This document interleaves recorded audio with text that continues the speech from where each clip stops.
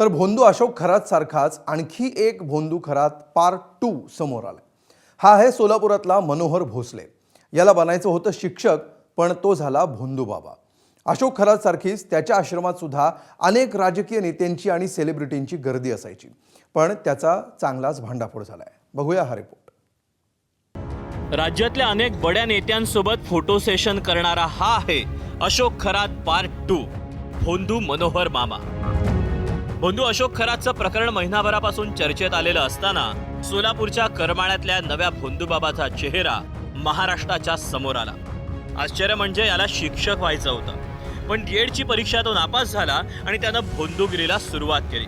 स्वतःला बाळूमामाचा अवतार असल्याचं भासवून आजवर त्यानं अनेकांना लुटलं। मात्र असं असतानाही त्याच्याकडे येणाऱ्या श्रीमंत आणि राजकारणी भक्तांची काही कमतरता नाही। एखाद्या चित्रपटाला लाजवेल अशीच त्याच्या भोंदूगिरीची ही कथा आहे। मनोहर भोसले हा मूळ इंदापूरच्या लासुर्णे गावचा। त्याला व्हायचं होतं गुरुजी, पण झाला भोंदू बाबा। डीएड परीक्षेत नापास झाल्यानंतर त्यानं राज्य सोडलं। काही दिवस बंगालमध्ये जाऊन जादूटोणा शिकला। मूळ गाव सोडून करमाळ्यात परतला। कुंदर गावात काका मावशीकडे आसरा घेतला। लोकांचं भविष्य सांगायला सुरुवात केली। त्याची भाकीतं खरी ठरल्यानं लोकांचा विश्वास वाढला। कुंदरगावची सीमा ओलांडून महानगरात तो पोहोचला। यानंतर झोपडीतून थेट आलिशान आश्रमात त्याची बडदास्त पाहायला मिळाली। राजकारण, सिने कलाकार आणि उद्योजकांची गर्दी वाढली। मला सांगा काका, हे आश्रम सुरू होऊन किती दिवस झाले? 6-7 वर्ष झाले। 6-7 वर्ष। काय तुम्हाला गावातले किती जण भक्त आहेत तिथे? नाही, गावातलं आमच्या कोणी इकडे येत नाही।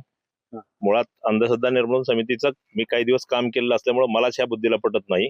आणि मग त्यांना भेटायला यायचं म्हटलं तर 11,000 रुपये त्यांची काही ती पर्ची फाडायची, म्हणजे पर्ची अशी चर्चा असते। आम्हाला प्रत्यक्ष त्यातलं काही माहिती नाही, परंतु अशा प्रकाराने आणि मग त्यांना हे मोठे लोक चालत होते ना, स्थानिक लोक गरजच नाही त्यांना, त्यामुळे मोठी लोक तिथे मोठे लोक सगळे यायचे।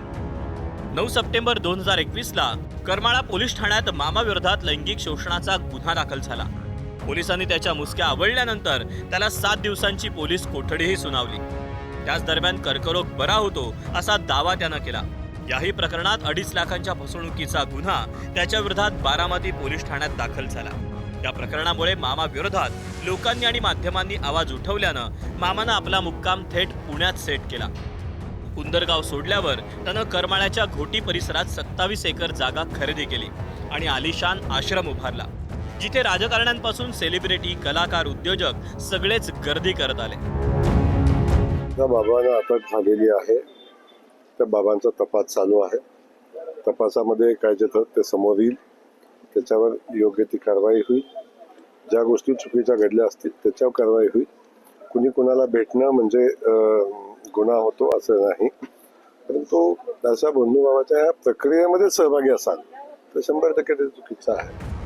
तर हा भोंदू मनोहर भोसले म्हणजे सोलापूरचा अशोक खरात असल्याची टीका अन्निसाच्या कार्यकर्त्यांनी केली। हा जो भोंदू बाबा आहे तो अक्षरशः सोलापुरातला अशोक खरातच याला म्हणता येईल।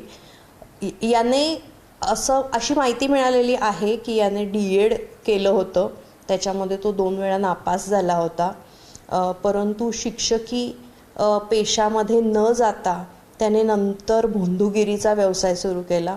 तर अशा पद्धतीने एखाद्या समाजामध्ये ज्ञानाची ज्योत पेटवण्याच्या ऐवजी त्यांनी नंतर हा जो अत्यंत चुकीचा मार्ग अवलंबलेला आहे।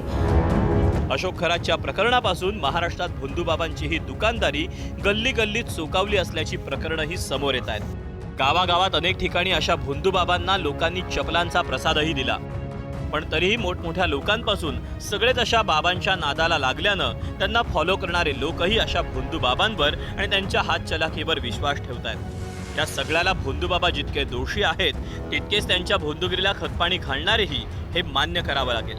त्यामुळे अशा प्रकरणानंतर आता तरी जनतेला उघडा डोळे बघा नीट असं म्हणण्याची वेळ आली आहे। ब्युरो रिपोर्ट, एबीपी माझा।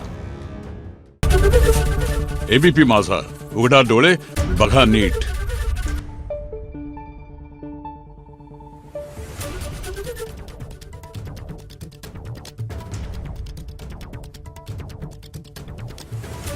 Thank you.